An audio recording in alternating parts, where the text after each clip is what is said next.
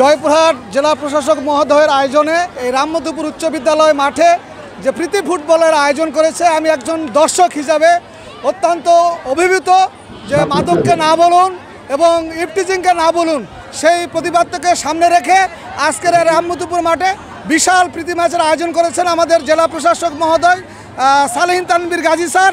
এখানে উপস্থিত হয়েছেন হাজারো হাজারো নারী পুরুষ এবং তারা উৎসাহ উদ্দীপনার মধ্য দিয়ে এই খেলাটা উপভোগ করছেন।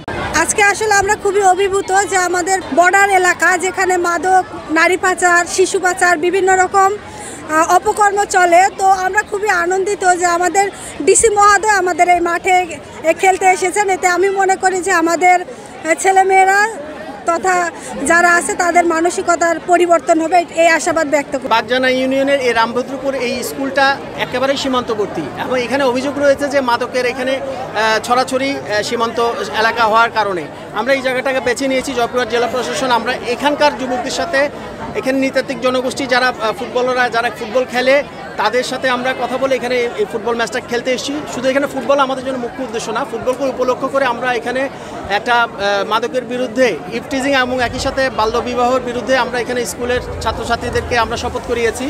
আমরা প্রত্যাশা করি তারা সমাজের মূল স্রোতে খুব ভালোভাবে নিজেকে প্রতিষ্ঠিত করে একজন ফুটবলার যদি এখানে তো উঠে আসে আমাদের জাতীয় দলে, সেটা আমাদের পরম প্রাপ্তি হবে এবং এই এলাকার মানুষের মধ্যে একটা আনন্দের একটা জোয়ার বয়ে যাবে।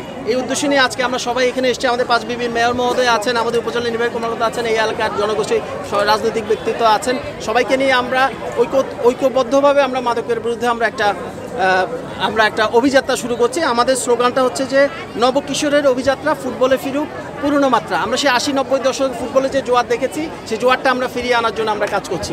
নগদের কাছে সব গ্রাহকই প্রিয়, তাই তো সারা দেশে ক্যাশ আউট চার্জ সবচেয়ে কম। আমাদের এই রামভদ্রপুর এলাকার খুব কাছেই সীমান্ত, ভারত সীমান্ত। এখানে মাদকের সহজলভ্যতা হওয়ার কারণে এইখান সহ এবং দূর দূরান্ত থেকে অনেক যুবক এই এলাকায় মাদক গ্রহণ করতে আসে, মাদক সেবন করতে আসে।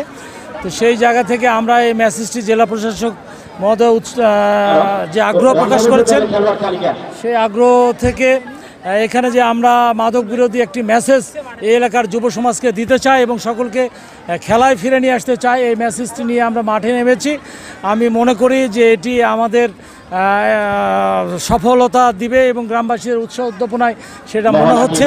এবং আমাদের এই খেলার মধ্য দিয়ে আমরা মাদক বিরোধী একটি ক্যাম্পেইনে অংশগ্রহণ করলাম এবং মাদক বিরোধী একটি মেসেজ আমরা এই যুব সমাজকে দিতে চাই।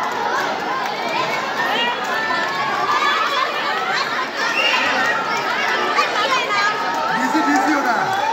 Kalau mau juga easy.